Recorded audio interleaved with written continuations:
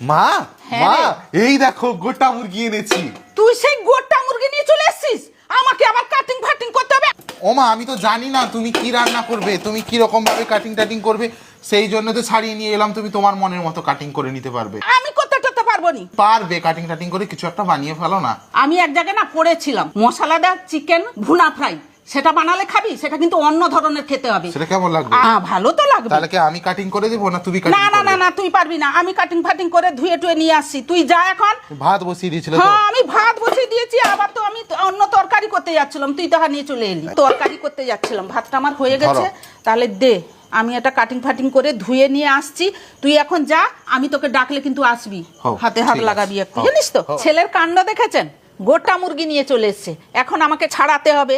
আগে করতাম, ছোটবেলায় করতাম, সব ঘরে ঘরে আমাদের সব মুরগি সব থাকতো, সব ছাড়িয়ে সব আনন্দে সবাই ছাড়াবে, কিছুটা জানি, কিন্তু এখন তো আর সেটা অভ্যেস নেই, তবুও একটু জানি, ওই জন্য ছাড়িয়ে ফেলবো। বা কিন্তু ছেলে আবদার, এই রেসিপিটায় মোটামুটি পিস করতে হবে।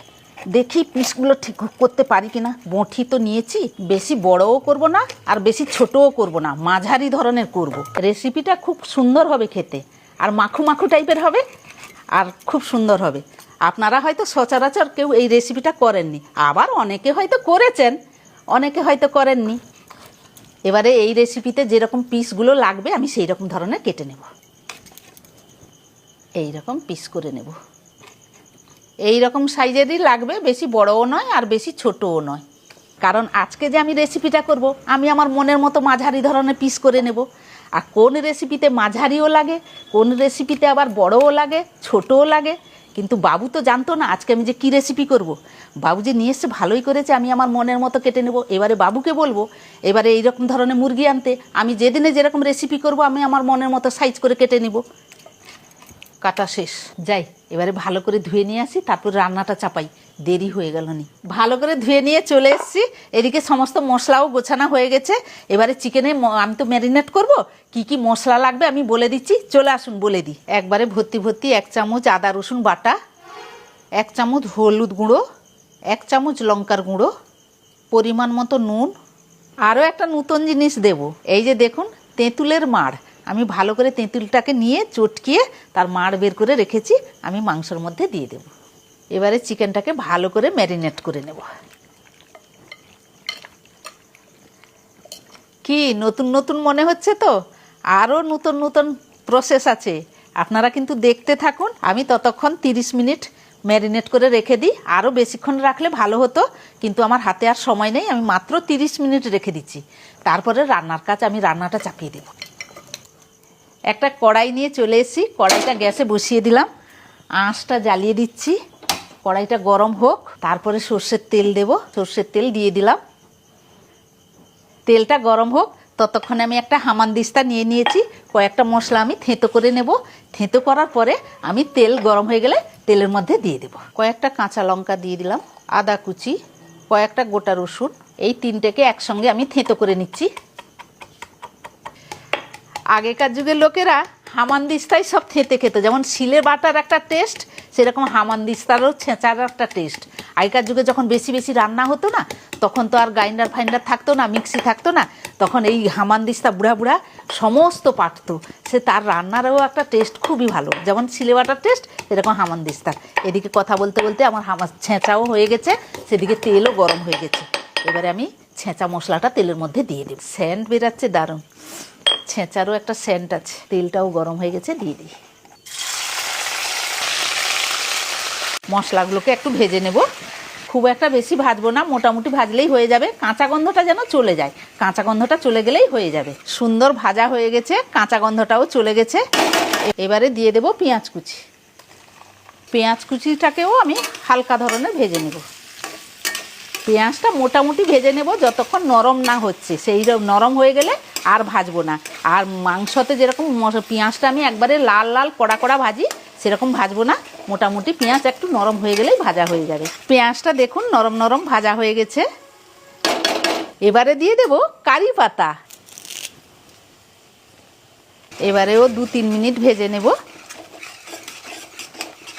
কারি পাতা দিয়ে দেওয়ার পরে কি সুন্দর একটা সেন্টও বেরাচ্ছে, আর 2-3 মিনিট ভাজাও হয়ে গেছে। এবারে ম্যারিনেট করা চিকেনটা দিয়ে দেব।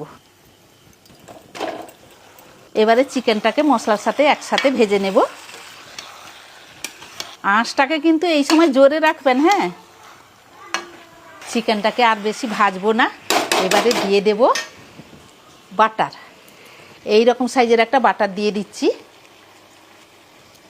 বাস, বাটাটা দিয়ে আর নাড়বো না, ঢাকাটা দিয়ে দেব। এটা হতে থাক। এবারে আমি একটা গরম মশলা বানিয়ে নেব। গরম মশলা ভাজার জন্য আমি একটা প্যান নিয়ে নিলাম। প্যানটা বসিয়ে দিলাম, আঁচটা জ্বালিয়ে দিলাম। শুকনো খোলায় 1 চামচ গোটা ধনে দিয়ে দিলাম, 1 চামচ গোটা জিরে দিলাম, দারচিনি, এলাচ, এটা কিন্তু ছোট এলাচ দিয়েছি, লবঙ্গ, তেজপাতা, একটা স্টার ফুল, 2টো বড় এলাচ, 1 জয়িত্রীর ফুল, গোলমরিচ, 1 চামচ কালো সর্ষে, 1 চামচ পোস্ত, 1/2 চামচ কালো জিরে, ছোট্ট একটা জায়ফলের টুকরো। এবারে সবগুলোকে ভেজে নেব। এই গরম মশলাটাই লাগবে, আর কোনো মশলা দেব না। এই গরম মশলাটাই হচ্ছে মেন। এটা এখন হোক আর একটু, আমি সেটা নেড়ে দিই। রেসিপিটা তাহলে অন্যরকম লাগছে তো। বাটারটা কি সুন্দর গলে গেছে। এবারে সব কিছু নাড়াচাড়া করে নিই। কি সুন্দর একটা গন্ধও বেরাচ্ছে, অনেকটা জলও বেরিয়ে গেছে। থাক, আবারও একটু ঢাকা দিয়ে দিই। তেজপাতাগুলোকে হাতে একটু ছোট ছোট করে কুচি করে নিই, দিলে বাটাটা ভালো হবে। গরম মশলা থাকতে একটা কি সুন্দর গন্ধ বেরাচ্ছে। আর গন্ধ বেরালে জানবেন যে গরম মশলা ভাজাটাও হয়ে গেছে। এবারে হয়ে গেছে, গ্যাসটা আমি বন্ধ করে দিলাম। এটা এখন ঠান্ডা হোক। এক কাজ করি, মিক্সিটা আনি। মিক্সিটা নিয়ে চলে এসেছি, মশলাটা মিক্সিতে ঢেলে দেব। যাই, এবারে বেটে নিই।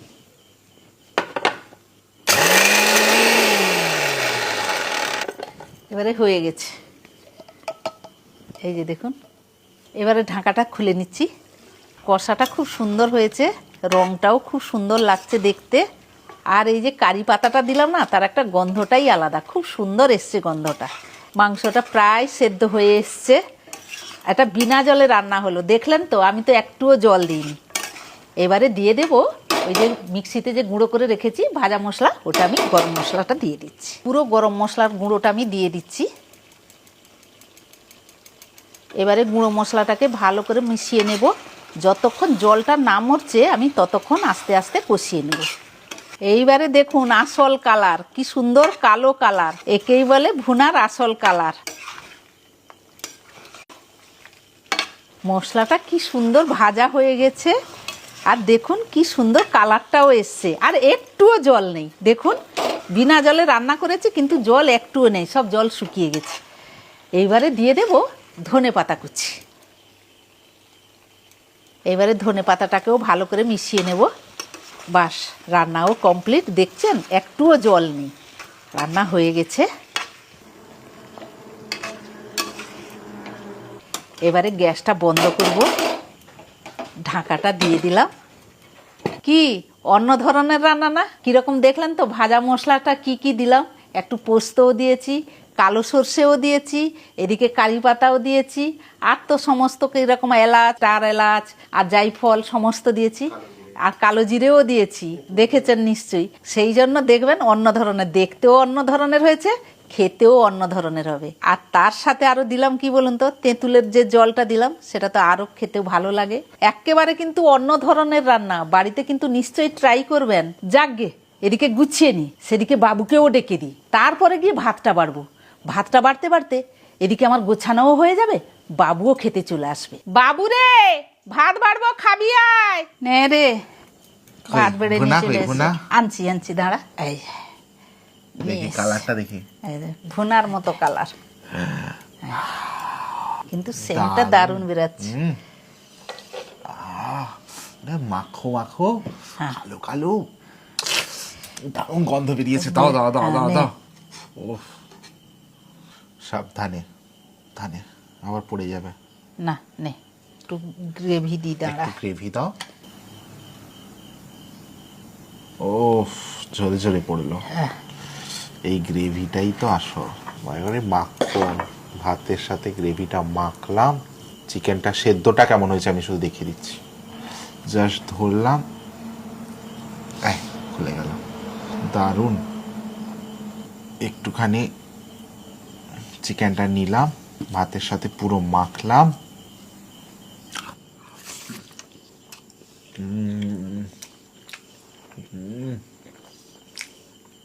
জাস্ট টু গুড, অসাধারণ। আমি এরকম রেসিপি আগে খাইনি, এর স্বাদ স্বর্গ, কোনো তুলনা হয় না, আমি পড়েই তো ভাবলাম এই রেসিপিটাই করব। কোনো তুলনা হয় না। আজকে আমার চিকেন আনাটা সত্যিই সার্থক। তোর সেই গোটা চিকেন আনা দেখেই আমার মাথায় এলো যে আমি সেই যে রেসিপিটা পড়েছিলাম আমি তাহলে সেইটাই বানাই। আপনারা একবার বাড়িতে বানান, হ্যাঁ, এটা একবার অন্তত বাড়িতে বানান। হিট রান্না, আমার মায়ের রান্না করা one of the best chicken recipe, অসাধারণ। কিন্তু এটা কিন্তু আরো কিসে ভালো লাগবে জানেন? আমরা ভাতে খাই, আমরা ভাতে বাঙালি তো, আমরা ভাতেই খাচ্ছি, কিন্তু এই যে নান রুটি, পরোটা, রুটি, মনে হচ্ছে খেতেই থাকি কথা না বলে। তোমাকে একটু খাওয়াচ্ছি। আমি তো খাবো, তুই খা। হোক, তুমি তোমার অসাধারণ রান্নাটা একবার খেয়ে দেখো। আচ্ছা, দারুণ, অদ্ভুত। দারুণ। কালো জিরা টালো জিরা যে দিয়েছো, আমি প্রথমে ভাবছিলাম আরই সব কি সুন্দর ফ্লেভার। তেঁতুল দিলে কেমন লাগবে, না না, খুব ভালো। কালো জিরা দিলে কেমন লাগবে, পোস্ত দিলে সর্ষে দিলে কেমন লাগবে, খুব সুন্দর। এরকম তো আমরা বাঙালিরা খাই না। না কারি পাতা আমি বললাম গন্ধ। ভালো লাগবে, দিয়ে মা বললো ভালো লাগবে, আমি তো বলছি না, হ্যাঁ। মশলার কম্বিনেশনটা আমি দেখলাম, এটা ভালো লাগবেই। আমি পড়ে দেখেছিলাম, বললাম নিশ্চয়ই এই জিনিসটা এই রেসিপিটা ভালো হবে। সত্যি বলছি, মন থেকে বলছি, অসাধারণ। চিকেনগুলোও সুন্দর, গলে যাচ্ছে মুখে, অসাধারণ। আপনারা দেখতেই পাচ্ছেন আমার কথা বলতে বলতে খাওয়া শেষ। প্রায় খাওয়া শেষ। মানে শুধু একবার ভাবুন রান্নাটা কেমন হয়েছে, ঝাল ঝাল, সত্যি বলছি, বাড়িতে কিন্তু এইরকম ট্রাই করবেন, খুব ভালো লাগবে। খুব দেখবেন। ভালো লাগবে, একবার সব নিরাশ হবে রকমেরই না। তো খান চিকেনের রান্না, এই রান্নাটা একবার করে খাবেন। হাতে না খান, এই পরোটা বা রুটি বা নানের সঙ্গে খাবেন, সেটা খুব কিন্তু আমার সুন্দর ভাতের সাথেও ভালো লাগছে, লাগে। আমাদের একটু ভাতে একটু সবার আমারও ব্যাপক লাগছে, ভাতেইও খাবেন, খুব ভালো লাগবে। আর একটু ভাত নিব, হ্যাঁ চিকেনও একটু নেব, হ্যাঁ, নিশ্চয়ই নিশ্চয়ই খাবি নাকি। খাওয়া চলতে থাকবে। হ্যাঁ, এরকম নতুন নতুন রেসিপি আসতে থাকবে, নতুন নতুন লোভনীয় রেসিপি আসতে থাকবে। তার জন্য কি করতে হবে? আপনাদের আশীর্বাদের হাত সবসময় আমাদের মাথায় রাখতে হবে। আজকের জন্য এইটুকু, আবার ফিরে আসছি অন্য রেসিপি নিয়ে। ততক্ষণ আপনারা ভালো থাকুন, সুস্থ থাকুন, ভালো মন্দ খাবার খান। আর এই চিকেন ভুনা ফ্রাই অবশ্যই অবশ্যই বাড়িতে খান, মশলাদার। তৃপ্তি ভরে খেয়ে সবাই মিলে বলে উঠুন দারুণ।